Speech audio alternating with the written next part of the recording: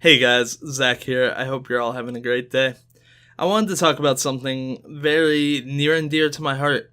As a role player, as a player, as a content creator. Obviously that's World of Warcraft. No, just kidding, partially. It's speculation. It's wondering what will happen next. It's how will it happen? How do we get from point A to point B, and does it all make sense? Now, I'm one to talk speculation. I like speculation. I know I was in a stream just a couple hours earlier. I said I hate it. I misspoke. I don't hate speculation, but speculation videos are inherently dangerous.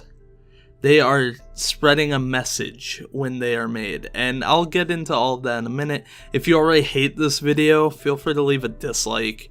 Tell me I'm an idiot in the comments, do what you want.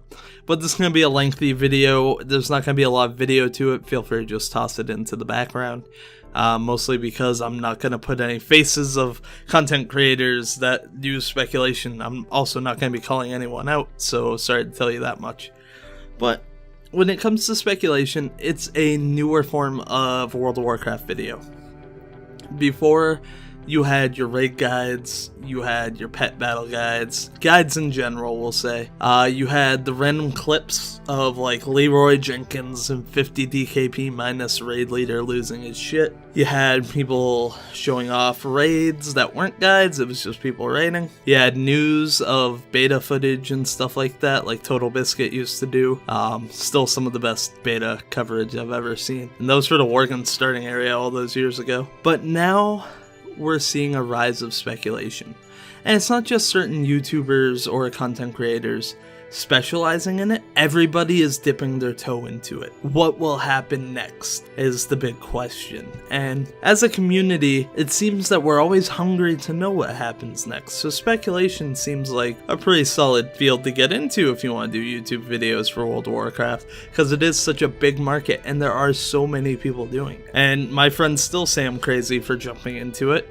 But you know what? It's a game I like, it's a game I enjoy, so that's that. But when it comes to speculation, it is a double-sided sword.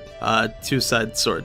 Whatever the expression is. When you take speculation, you have to be careful now. Because when you set the expectation of a large group of people and it doesn't match the reality, that can cause a lot of problems. A lot of marketing's job in, not just MMOs, but movies, any marketing executive really. Their job is to, 1, increase interest, but 2, manage expectations. And when we play the what if game, we're naturally getting excited, because when you play the what if game and you speculate, you can't do it in an unbiased fashion. You will naturally speculate into the end result that you want. No one wants to speculate about stuff that doesn't interest them. They want to speculate about things that do capture their interest. And this is where the point of why speculation videos are a bit dangerous, for lack of a better term. When you get a large group of like-minded people together and you say, and you make a video, let's say I make a video, Gen Greymane was going to burn down Teldrassil. Here's why. And I list off my sources. I'm not speaking in a what-if manner. I'm speaking in a definitive manner. That this will happen because I have these lore things to back it up. Regardless of if it actually happens or not, I made a statement to you that this will happen. There's no contract there that in a speculation video, everything you say is subjective. Everything you say is mild suggestion. When you use definitive statements, you are being definitive. And that's what a lot of speculation videos are doing. There are some that are very good about doing the, listen, these are just my thoughts. But a lot of people are speaking in absolutes, using lore to back up their perspective, their argument, if you will. And while it's fun, it's not necessarily the best thing to do. I don't like to manage people's expectations beyond a certain point. I'll tell you right now, I thought burning of Teldrassil was fine, but I wasn't doing those videos of where Gen Greymane's gonna burn down the Teldrassil and here's why, or Anduin did it, here's why. When we stop managing our expectations and we start talking in absolutes about different possibilities in something we have no control over, we are bound to get disappointed. And in a world where it's so easy to get disappointed in our mundane lives. Go to work, come home. It's easy to get disappointed at small stuff throughout the day. Why should we get disappointed in our games? Why should we set such an unrealistic bar for what would make us happy, and then make damn sure that if it's not held to that standard, that we will scream and shout and let it all out? Because that's what happened with the burning of Teldrassil. We saw a lot of people get threatened. We saw a lot of people get harassed. We saw some people, get demanded to be fired. When in actuality, the story was fine. It was absolutely a-okay. Was it presented in game well? No, it wasn't. Anyone who says so, I'd love to see the reasoning. If you can convince me, that's great. But at the same token, it's not our call to say what the World of Warcraft narrative is. This is where the personal investment argument comes in, to where people feel so heavily invested in characters or the story or even just the game that anything that displeases them is a personal insult. It's the personal investment that they feel, and when things don't go according to plan, it feels bad. I get it.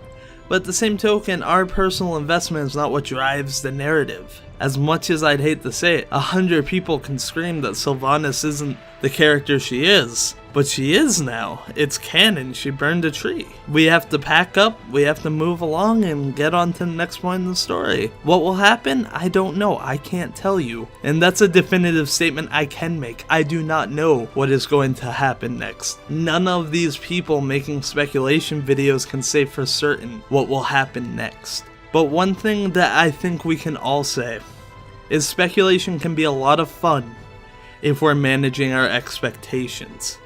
It's wrong to just assume because we can theorize and bring up all these cogent points that it will happen that certain way. Because like I said before, speculation can run rampant if expectations are not managed. And anyway, guys, it's really my rant, so to speak. Speculation videos are great fun, but there needs to be a change of less definitive statements, more fun topical statements. I get there's facts to be had and arguments to be made, but at the end of the day, lore events are lore events. They happened. And the ones in the past happen. If they lead to something else, great. But we can't definitively say what will build up to something else. And that is a dangerous model to work on if that's how you do things. Anyway, guys, thank you for putting up with my bitching for about 8-9 minutes. If you liked the video, leave a like. If you didn't, which I can completely understand, then you're probably not watching the video anymore, but feel free to dislike. Call me I'm stupid in the comments. Do what you want. And if you liked the video, let me know in the comments. I like comments. I'll read them all and reply to them all. Until next time, guys, have a good one, stay classy, and as always, manage your expectations.